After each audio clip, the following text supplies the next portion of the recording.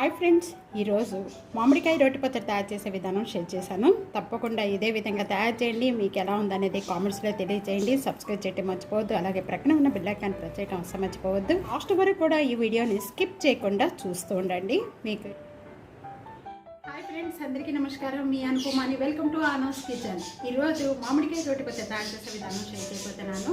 ఇది చాలా టేస్ట్గా ఉంటుంది. తప్పకుండా ఇదే విధంగా ట్రై చేసి మీకు ఎలా ఉందనేది కామెంట్స్లో తెలియజేయండి. ముందుగా నా వీడియో చూసేవారు సబ్స్క్రైబ్ చేయడం మర్చిపోతుంది. ప్రక్కన ఉన్న బెల్ ఐకాన్ ప్రెస్ చేయడం అసలు మర్చిపోకండి. బ్రేక్ఫాస్ట్లోకి అండ్ రైస్లో కూడా చాలా టేస్ట్గా ఉంటుంది.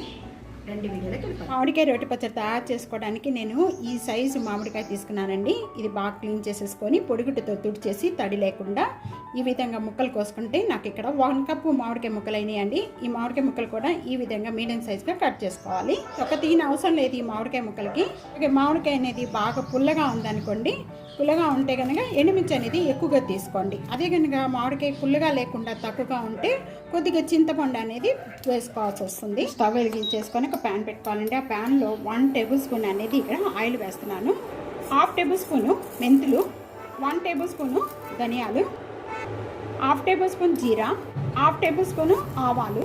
ఇవన్నీ వేసిన తర్వాత కొద్దిగా లైట్గా వేయించుకోవాలండి. ఇవన్నీ కూడా వచ్చేటప్పుడు ఈ ఆవాలు చిట్పట్లాడుతూ ఉండేటప్పుడు ఇక్కడ ఇవన్నీ కూడా ఎండుమిర్చి కూడా వేసేసుకోవాలి.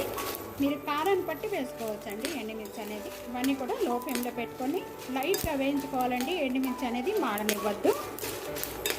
ఈ విధంగా కలర్ చేంజ్ అయిపోయిన వెంటనే కూడా ఇంకా స్టవ్ బంద్ చేసేసుకొని ఒక ప్లేట్లో తీసేసుకున్నామండి. ఇవన్నీ కూడా బాగా చల్లారే వరకు కూడా సైడ్ పెట్టేసుకుందాం. ఇక తాలింపు అనేది ముందుగానే పెట్టేసుకోవాలండి. ఇది బాగా చల్లారిన తర్వాత మామిడికాయ పచ్చడిలో కలుపుకోవాలి.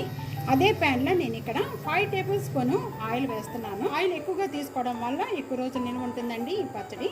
ఆయిల్ తక్కువగా తీసుకుంటే కనుక ఒక 5 రోజులు 6 రోజులు నిల్వ ఉంటుంది. ఆయిల్ బాగా కాగిన వెంటనే కూడా ఇక్కడ 1 టేబుల్ స్పూన్ మినపప్పు, 1/2 టేబుల్ స్పూన్ శనగపప్పు, టేబుల్ స్పూను జీరా, 1/2 టేబుల్ స్పూను ఆవాలు, 3 ఎండుమిర్చి చిన్న చిన్న పీసెస్గా కట్ చేసి వేస్తున్నాను. ఈ పప్పులన్నీ కూడా బాగా వేయించుకోవాలండి.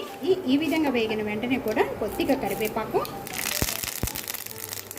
కొద్దిగా ఇంగువ, కొద్దిగా వెల్లుల్లిపాయ రెబ్బలండి కచ్చిపిచ్చిగా నూరుకొని చేసేసుకోవాలి. వేగిన వెంటనే కూడా ఇంకా స్టవ్ బంద్ చేసేసుకుందాం. సైడ్ పెట్టేసుకుందాం. ఇక్కడ మిక్సీ జార్లో ముందుగా మనం వేయించుకున్న ఈ ఎండుమిర్చి ఇవన్నీ కూడా దీంట్లో వేసేసుకొని బాగా మెత్తగా తీసుకోవాలండి. ఇక్కడ గల్లుప్పు వేస్తున్నానండి 1 టేబుల్ స్పూను. గల్లుప్పు కనుక లేకపోతే సాల్ట్ కూడా యాడ్ చేసుకోండి. 1/2 టేబుల్ స్పూను పసుపు. ఈ విధంగా మెత్తగా చేసుకున్న వెంటనే ఇక్కడ 4 లేక 5 వెల్లుల్లిపాయ రెబ్బలు కొద్దిగా వేసుకుంటూ కూడా దీన్ని మెత్తగా చేసుకోవాలి. మనం రోటి పచ్చళ్ళలో ఎలా అయితే కచ్చిపిచ్చిగా నూరుకుంటామో అదే విధంగా అండి. బాగా మెత్తగా చేసుకోకూడదు. వాటర్ కానీ ఏమి యాడ్ చేయొద్దు. వేసుకునేటప్పుడు కొద్దిగా ఆపి వేసుకోవాలండి. కంటిన్యూగా అనేది వేయొద్దు. మిగిలిన ముక్కలు కూడా దీంట్లో యాడ్ చేసేసుకొని ఇవి కూడా మెత్తగా చేసుకోవాలి. ఇది చేసుకున్న రోజు కాకుండా మరుసటి రోజుకి తీసుకోండి. చాలా బాగుంటుంది. ఇది బాగా ఊరి మామిడికాయ ముక్కలు అనేది బాగా టేస్ట్ వస్తుంది. తాలింపు అంతా కూడా బాగా చల్లారిపోయిన వెంటనే కూడా దీంట్లో ఇప్పుడు ఈ మెత్తగా నూరుకున్న పచ్చడంతా కూడా దీంట్లో వేసేసుకోవాలి. దీంట్లో సాల్ట్ కానీ మీరు ఏది కూడా మీకు సరిపడకపోతే టేస్ట్ చూసుకొని కూడా వేసుకోవచ్చండి. ఎక్కువ రోజులు నిల్వ ఉండటానికి ఆయిల్ ఎక్కువగా తీసుకుంటే ఎక్కువ రోజుల వరకు నిల్వ ఉంటుందండి. అలా తీసేసుకుందాం. ఒకటే ట్రై చేయండి. ట్రై చేసి మీకు ఎలా ఉందనేది కామెంట్స్లో తెలియజేయండి. నచ్చితే వెంటనే సబ్స్క్రైబ్ చేయడం మర్చిపోదు. అలా లైక్ చేస్తూ ఉండండి వీడియోని. బెల్ ఐకాన్ ప్రెస్ చేయడం అసలు మర్చిపోవద్దు. Thank you.